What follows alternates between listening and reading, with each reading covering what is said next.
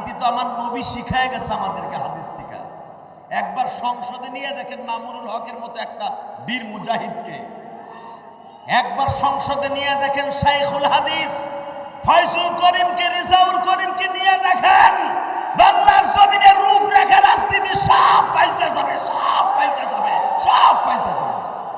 খালি মুখস্থ কর হুজুরা মিলাদ পড়ায় খায়। নিয়ে দেখেন, তারপরে বুঝবেন এরা কি পারে। কথা বলেন না কেন? দেখেন নেই শেখ হাসিনারে পতন ঘটায় দিছে, আর্মির ব্যারিকেড ভাঙছে প্রথম, ছাত্রদের ভিটামিন যোগায় দিছে শাইখে সরমনে। আজকে আলেমুল আমারে মাইনাস করে জুলাই আন্দোলনের তাদের লিস্টি হয়, আলেমদেরকে বাদ দেওয়া হয়। ভুলবেন না আলেমদের অবদান, তাহলে নেমো খারাপই হবে। কথা বলেন না কেন? তাকান না দিকে।